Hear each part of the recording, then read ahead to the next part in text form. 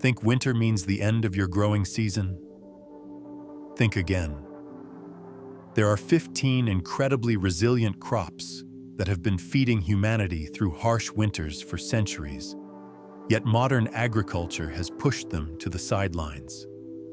These forgotten powerhouses not only survive cold weather, they actually prefer it. And if you're not growing them, you're missing out on some of the most nutritious, low-maintenance, and cost-effective vegetables you can put in your garden. After years of researching heritage crops and ancient growing methods, I've discovered these winter warriors often outperform their popular counterparts in flavor, nutrition, and sheer survival instinct. Today, we're diving deep into all 15 crops that deserve a comeback in your winter garden. Stick around because number 7 is a staple that sustained entire civilizations. And that bonus tip at the end will completely change how you think about winter soil preparation. Let's start with our first crop, fonio. If you've never heard of fonio, you're not alone. This ancient African grain has been cultivated for over 5,000 years, but remains virtually unknown in Western gardens. Here's what makes fonio absolutely remarkable for winter growing.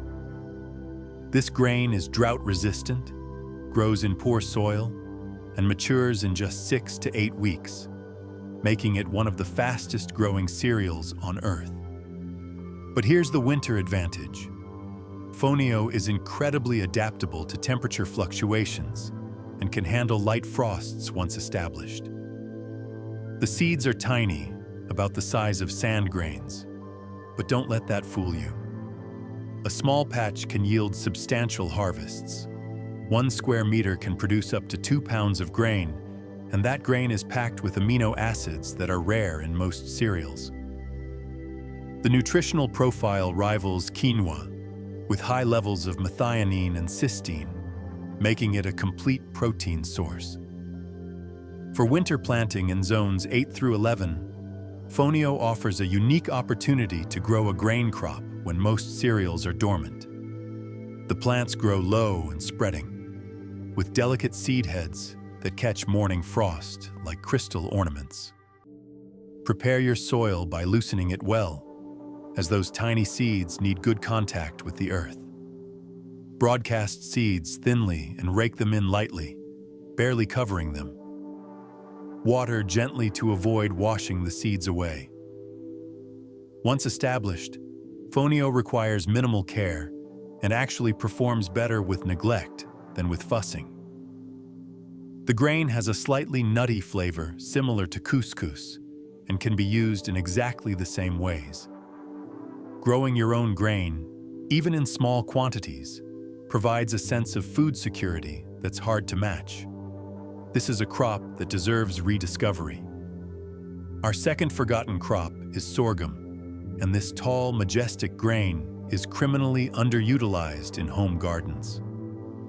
Sorghum is native to Africa and has been a staple food for millennia, yet most Western gardeners only know it as livestock feed. That's a massive oversight, because sorghum is one of the most drought-tolerant and cold-hardy grains you can grow. The plant looks similar to corn, but grows taller, often reaching 8 to 12 feet, with seed heads that can be white, red, or brown, depending on variety. What makes sorghum perfect for winter growing in warmer zones is its ability to germinate and grow in cooler soil temperatures that would stop corn in its tracks. Sweet sorghum varieties can be planted in late fall in zones 9 through 11 and will produce grain by early spring. The entire growing process requires less water than almost any other grain crop. We're talking about a plant that evolved in some of the harshest climates on Earth, so your winter garden is a vacation for it. Plant sorghum seeds about 1 inch deep and 6 inches apart in rows. Thin seedlings to 12 inches apart once they're established. The plants develop deep root systems that mine nutrients from soil depths other crops can't reach. As the seed heads mature, They provide food not just for you, but for beneficial birds that help control garden pests. The grain can be popped like popcorn, ground into flour, or cooked whole like rice. Sorghum flour is naturally gluten-free and has a mild, slightly sweet flavor that works beautifully in baked goods. One seed head can produce several ounces of grain, and a small row can yield pounds. The stalks can be composted after harvest, returning valuable organic matter to your soil. This is a true survival crop that modern gardeners have forgotten. The third crop on our list is the tepary bean, and this Southwest native is possibly the most drought-tolerant bean on the planet. Tepary beans have sustained indigenous peoples of the Sonoran Desert for over 5,000 years, thriving in conditions that would kill most garden vegetables. These small beans come in white, brown, and speckled varieties, and they pack an incredible nutritional punch with high protein and fiber content. What makes tepary beans special for winter growing is their ability to germinate and grow in cool soil and their resistance to temperature swings. In zones 8 through 10, you can plant tepary beans in late fall and they'll grow slowly through winter, producing pods by early spring. The plants are low and bushy, typically reaching only 12 to 18 inches tall, making them perfect for intensive garden beds. Plant seeds about 2 inches deep and 4 inches apart after the soil temperature reaches at least 60 degrees. These beans actually perform better in poor soil than rich soil, as excess nitrogen causes leafy growth at the expense of bean production. The roots develop nodules that fix atmospheric nitrogen, improving your soil for future crops. Tepary beans require almost no care once established, and they're remarkably resistant to pests and diseases that plague other legumes. The beans themselves have a rich, earthy flavor that's more complex than common beans. They hold their shape well when cooked and are traditional in southwestern dishes. You can harvest them fresh as shell beans or let them dry on the plant for storage. Dried tepary beans store for years without losing nutritional value or flavor. One packet of seeds can produce several pounds of beans from a 10-foot row. This is a heritage crop that deserves preservation and wider cultivation. Our fourth forgotten treasure is the fava bean, also called broad bean. And this ancient legume is a European staple that American gardeners have largely abandoned. Fava beans are one of the oldest cultivated crops, dating back to 6000 BCE, and they're incredibly well adapted to cool season growing. These robust plants can handle hard frosts and even light freezes once established, making them perfect for winter gardens in zones 6 through 10. The plants grow upright, reaching 3 to 4 feet tall, with beautiful white flowers marked with distinctive black spots. What makes fava beans exceptional for winter planting is their ability to germinate in cold soil and grow vigorously when temperatures would stop other beans completely. Plant seeds 2 inches deep and 6 inches apart in late fall, and they'll establish slowly through winter, then explode with growth in early spring. The plants fix substantial amounts of nitrogen in the soil, often adding 100 pounds of nitrogen per acre to your garden naturally. Fava beans produce large pods containing 4 to 6 meaty beans that taste nothing like common beans. The flavor is buttery and slightly nutty, with a creamy texture when cooked. Young pods can be eaten whole like snap beans, while mature beans are shelled and cooked. The entire plant is edible, with young shoots and leaves making delicious spring greens. Some people have a genetic sensitivity to fava beans, but for the vast majority, they're perfectly safe and incredibly nutritious. These beans are packed with protein, fiber, and B vitamins. A single 10-foot row can produce 5 to 10 pounds of fresh beans over several weeks of harvest. The plants are beautiful enough to grow as ornamentals, with their attractive foliage and flowers. After harvest, cut the plants at soil level and leave the nitrogen-rich roots to decompose in place. Number 5 is winter peas, and these are distinct from the spring peas most gardeners know. Winter peas, also called Austrian winter peas, are specifically bred to germinate in cold soil and overwinter in harsh conditions. These tough legumes are used as cover crops by farmers, but they're equally valuable as food crops in home gardens. The plants are vining and will climb supports or sprawl across the ground, producing abundant foliage and pea pods. What makes winter peas remarkable is their ability to grow when almost nothing else will. Plant them in late fall in zones 5 through 10, and they'll germinate slowly, establish modest growth before winter, then take off when temperatures warm in spring. The plants tolerate repeated freezing and thawing without damage.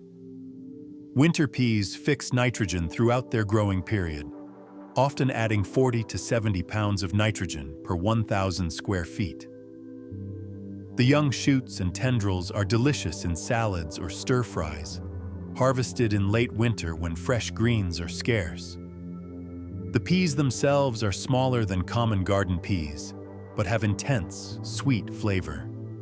You can harvest them as snap peas, shell peas, or let them mature for dried peas that store indefinitely.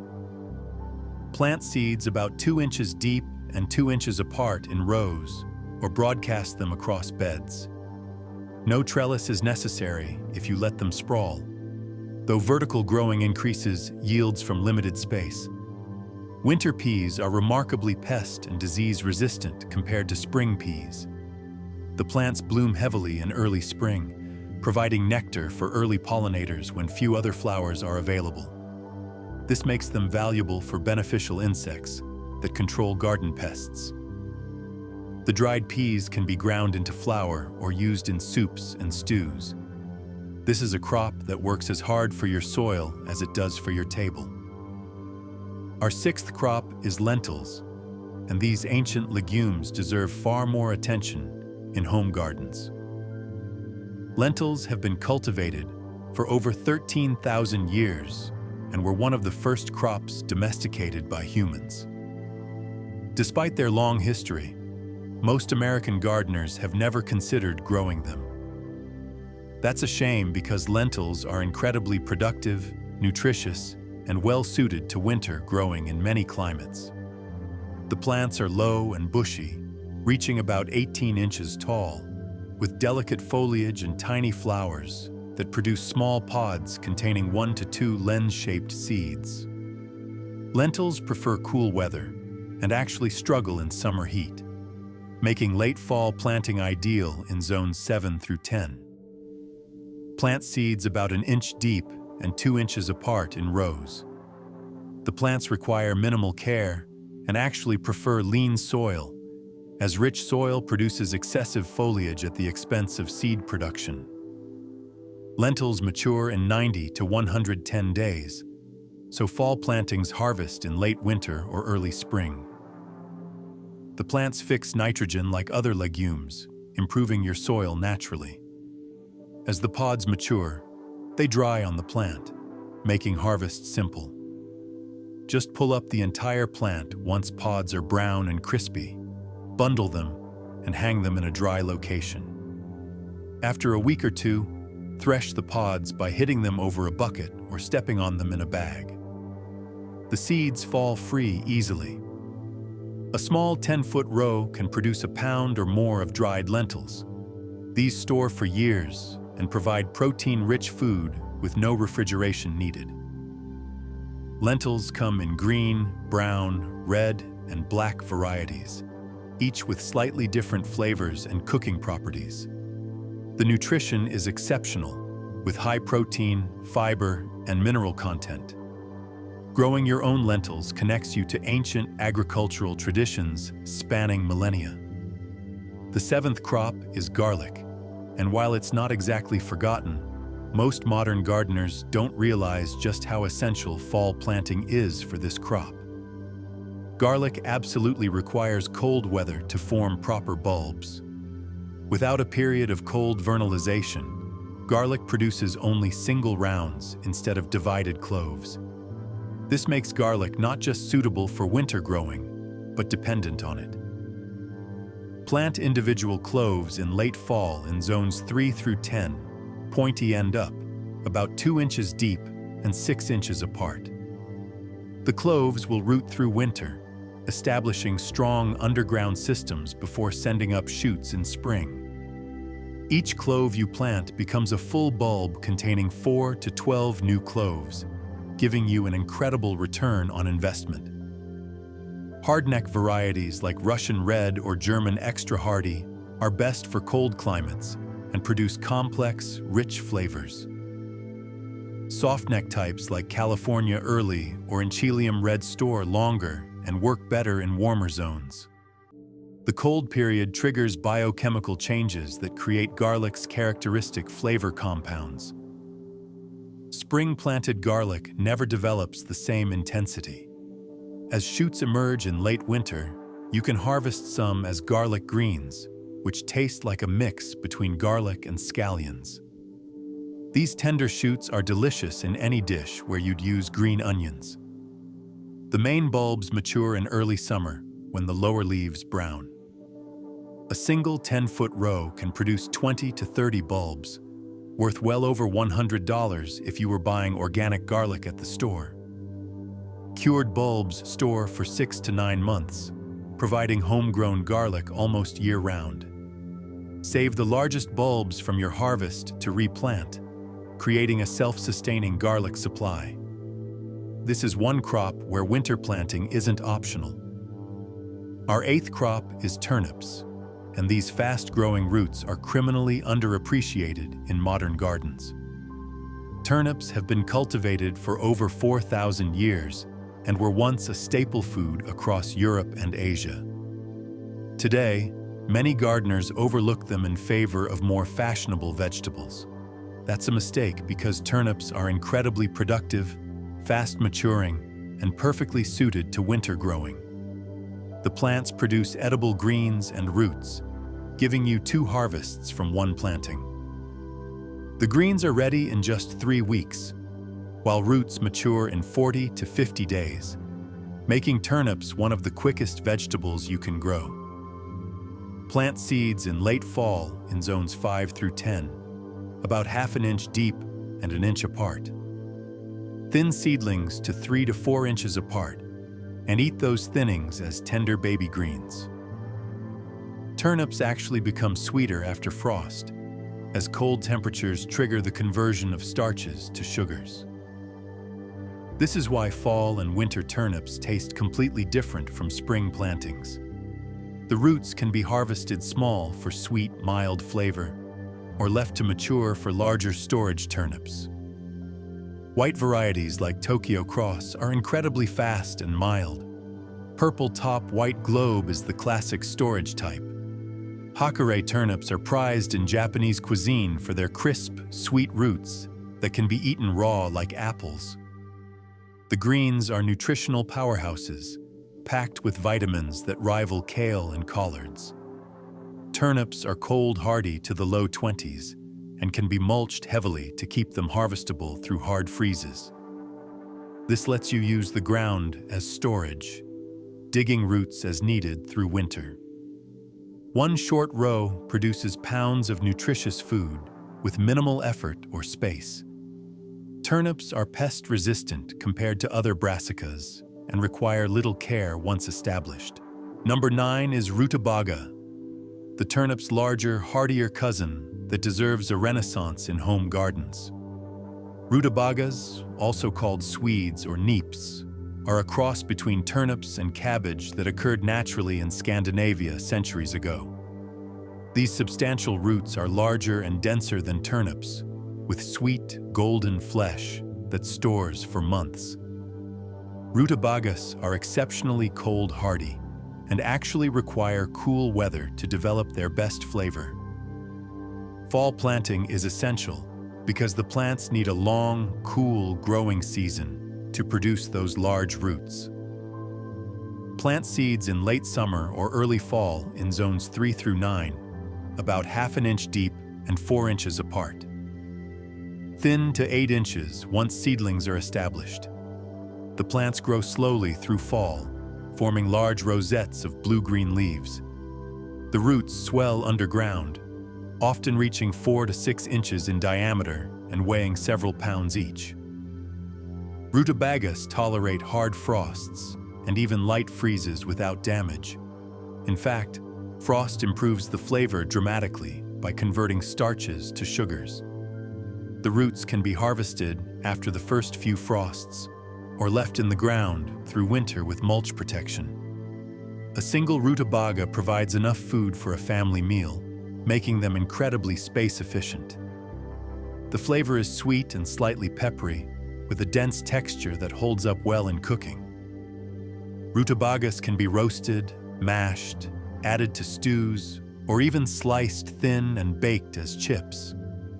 The greens are also edible, though tougher than turnip greens and best cooked. These roots store for 3 to 4 months in a cool, dark location, providing fresh vegetables deep into winter. Growing your own rutabagas saves money while connecting you to traditional Northern European foodways. Our 10th crop is kale, and while kale has become trendy in recent years, most gardeners don't realize just how perfect it is for winter growing. Kale is actually at its worst in summer heat, turning bitter and tough, but it transforms into something magical after exposure to frost. The cold triggers biochemical changes that convert starches to sugars, making winter kale sweeter and more tender than anything grown in warm weather.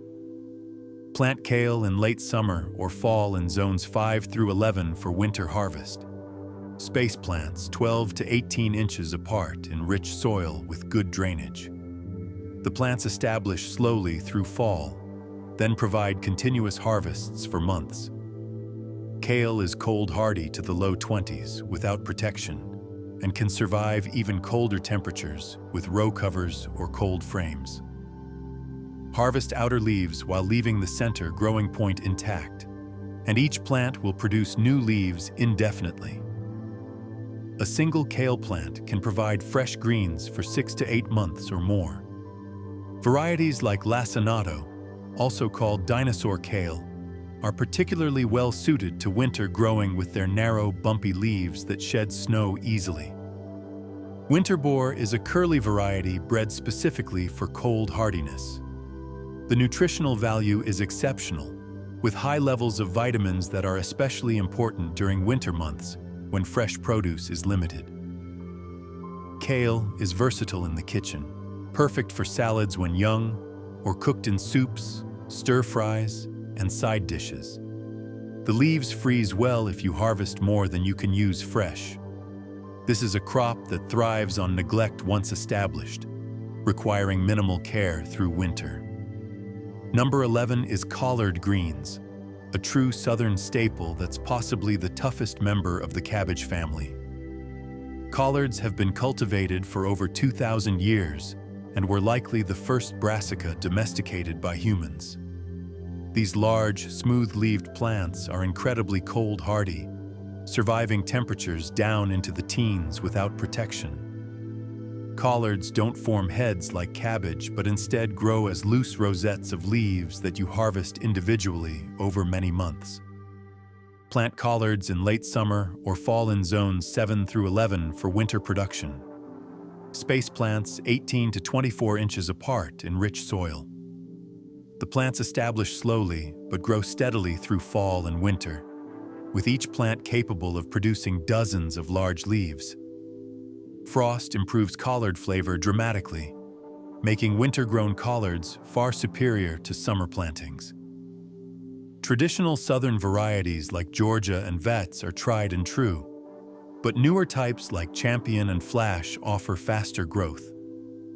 Harvest lower leaves first, working your way up the plant as it grows taller. Each plant can reach 2 to 3 feet tall and produce for 6 to 8 months, before finally bolting in late spring. The leaves are incredibly nutritious, loaded with vitamins, minerals, and compounds that support health. Collards are traditionally cooked low and slow, but young tender leaves are also good raw or lightly sautéed.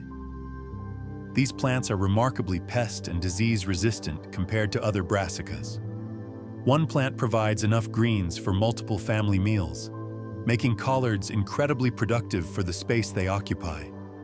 This is a crop that just keeps giving with minimal care or attention. Our 12th crop is Swiss chard, and these beautiful plants with colorful stems are both ornamental and incredibly productive through winter.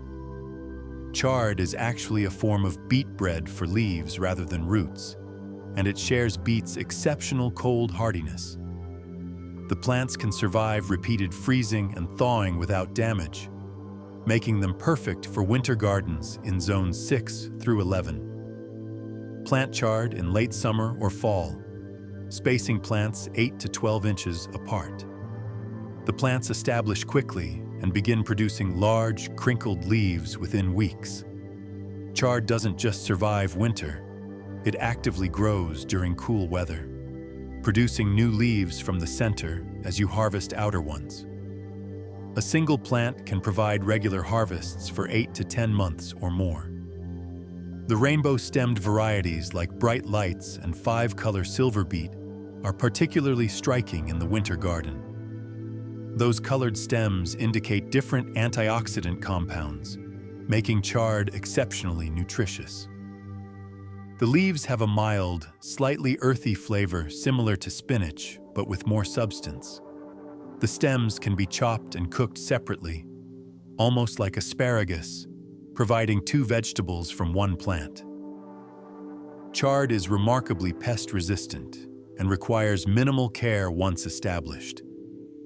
The plants tolerate partial shade better than most vegetables, making them perfect for spots where other crops struggle. This is a crop that rewards you with continuous production through the coldest months. Number 13 is mustard greens, and these spicy leaves deserve more attention in winter gardens. Mustard greens have been cultivated in Asia for thousands of years and are a staple in many cuisines.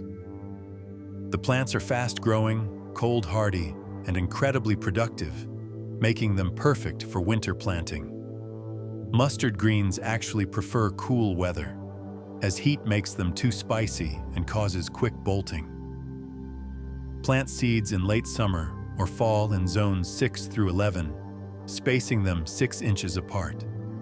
The plants germinate quickly and begin producing harvestable leaves in just 30 to 40 days.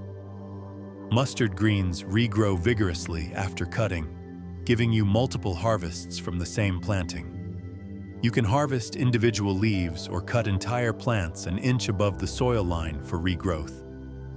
The flavor has a pleasant peppery bite that becomes milder after frost. Young leaves are tender enough for fresh salads, while mature leaves are best cooked to mellow the heat.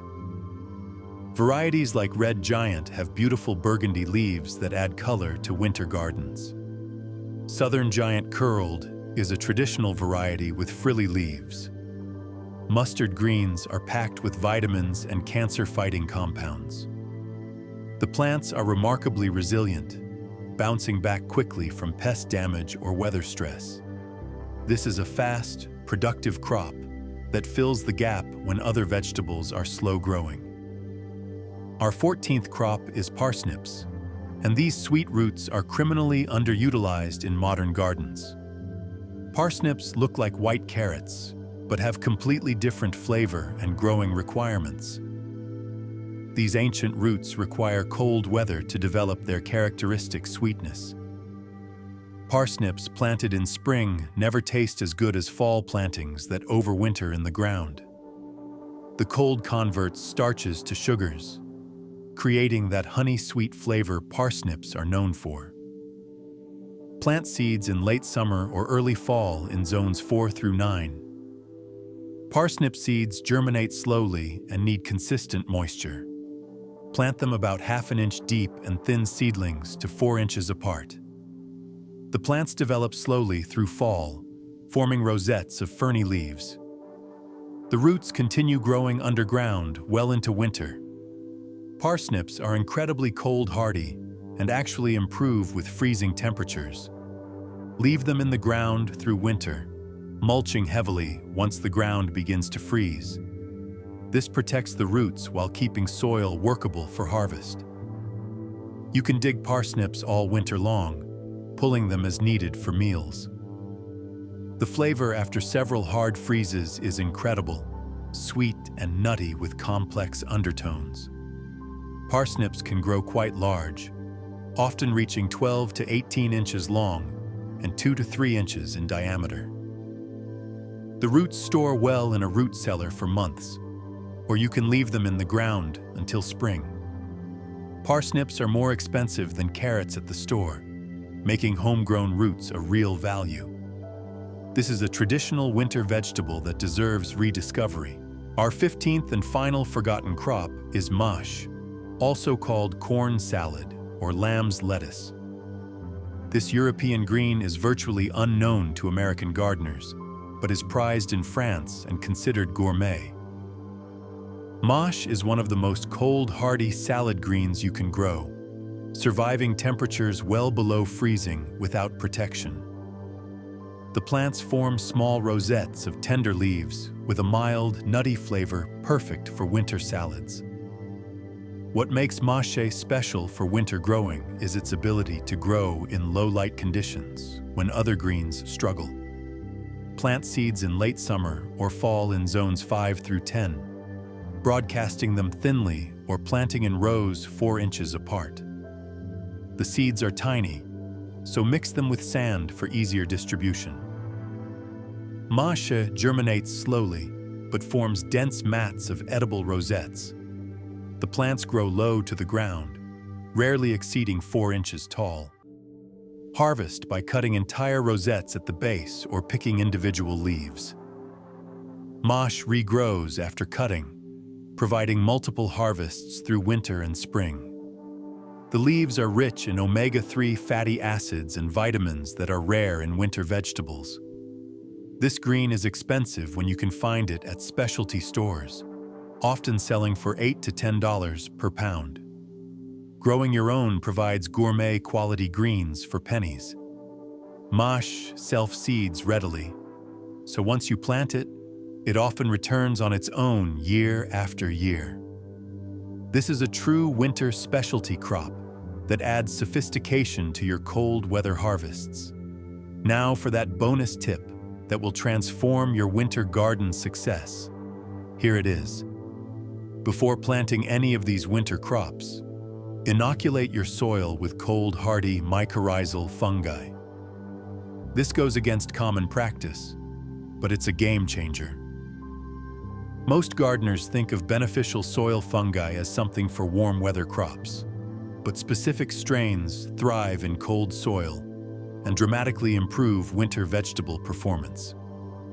These fungi form symbiotic relationships with plant roots, extending their reach by hundreds of feet and accessing nutrients and water plants couldn't reach alone. Cold-hardy strains remain active even when soil temperatures drop into the 40s, when most beneficial bacteria go dormant. You can purchase mycorrhizal inoculant specifically formulated for cool season crops from specialty garden suppliers. Mix it into the planting hole or furrow before planting. The difference in plant vigor, cold tolerance, and yield is remarkable. Plants inoculated with appropriate fungi establish faster, develop stronger root systems, and show improved resistance to cold stress. The fungi also help plants access phosphorus, which is less available in cold soil. This single addition can increase your winter harvest by 30 to 50%. It's an investment that pays dividends season after season as the fungi establish permanent populations in your soil. Sometimes the best innovations in gardening come from understanding what's happening underground where we can't see. These 15 forgotten crops represent thousands of years of agricultural wisdom. They've sustained civilizations through harsh winters, survived in conditions that would kill modern hybrid vegetables, and provided nutrition when nothing else would grow. By bringing them back into your garden, you're not just growing food, you're preserving genetic diversity, supporting food security, and connecting with cultural traditions that span the globe. Give these winter warriors a chance in your garden, and they'll reward you with harvests when you need them most.